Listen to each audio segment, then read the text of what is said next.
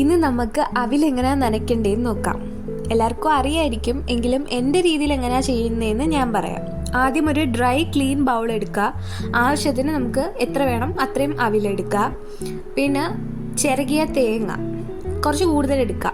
പിന്നെ ശർക്കര പൊടിച്ചത്, ആവശ്യത്തിന് ഒരു ഏലക്ക അതിൻ്റെ സീഡ്സ്. പിന്നെ നന്നായിട്ട് കൈ കൊണ്ട് മിക്സ് ചെയ്യുക. ആ തേങ്ങയുടെയും ശർക്കരയുടെയും ആ ടേസ്റ്റ് അത് അലിഞ്ഞ് അവിലോട് നല്ലോണം ചേർന്ന് കുഴഞ്ഞ ഒരു പരിവായിരിക്കണം. അതാണ് ടേസ്റ്റി. വേണമെങ്കിൽ നിങ്ങൾക്ക് കുറച്ച് പാലോ അല്ലെങ്കിൽ ആവശ്യത്തിന് നിങ്ങൾക്ക് പഴം എന്ത് വേണമെങ്കിലും ചേർക്കാം. ഞാനിവിടെ 1 സ്പൂൺ നെയ്യ് മാത്രമാണ് ഒഴിച്ചിട്ടുള്ളത്.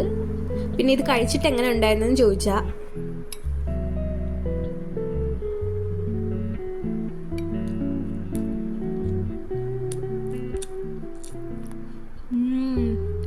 സൂപ്പർ.